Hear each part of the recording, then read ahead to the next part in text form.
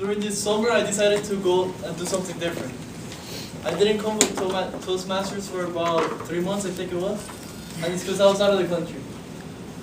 I went to Colombia for a couple of months, and then I decided to see the rest of the continent.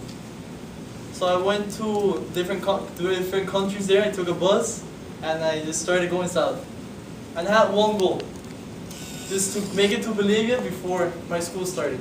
Went the day before. So my plan was to not sleep, get there before. In school the next day I will probably be half away, but I'll be there. So during this, I've noticed many different things.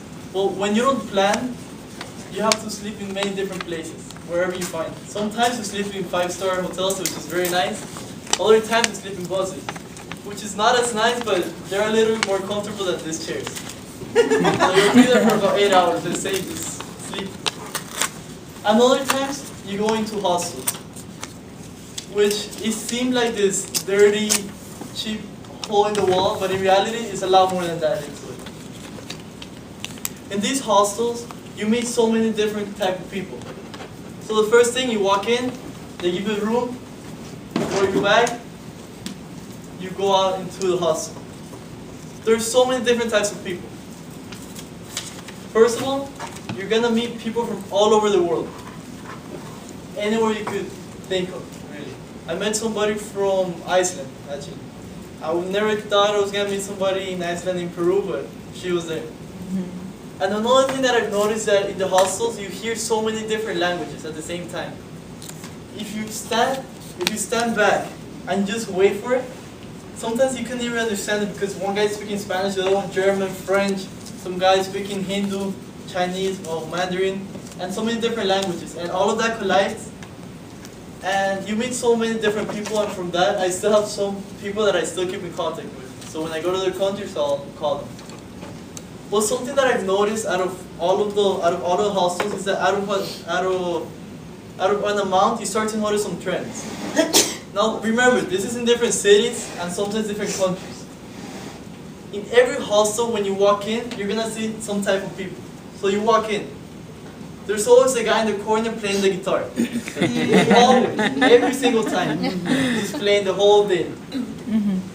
He leaves, I bet another guy's just waiting down the line to go and start playing the guitar. Besides him, there's a white guy with huge, long dreads. Just in the corner, just going around. And there's also the crazy Australians. They love to party, they never sleep.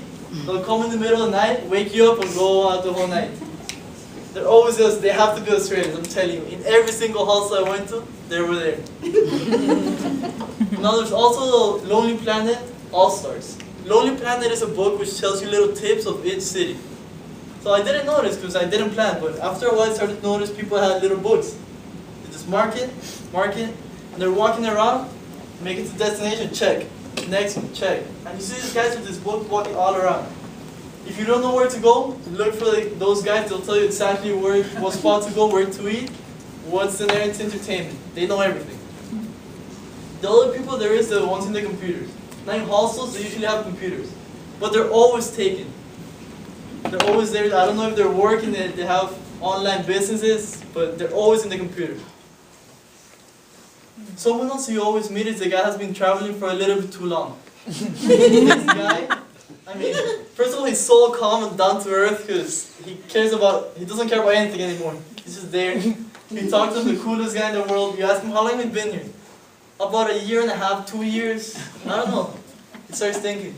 I came in 2008. I told him, oh, we're in 2013, man. Oh, it's 5 years. I don't know. It doesn't really matter. Then you get these guys that they were traveling and they decided to stay. And these guys work there. Every time somebody stays in the city, they work in the hotel.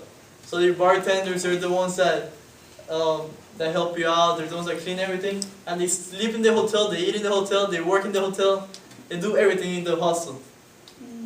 So these guys spend there for about 1 year and then they move somewhere else.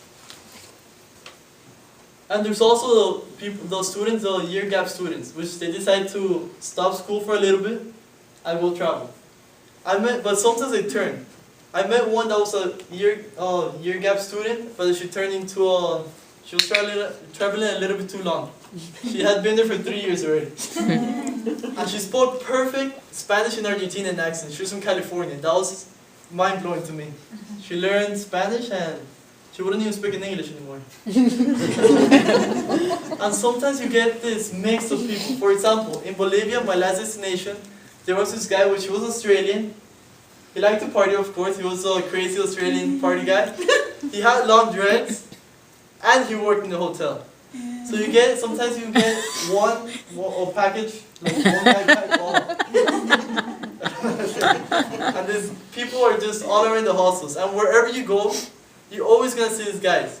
So next time you're gonna think about going to a hotel, think about spending one night in a hostel, and think about a different experience.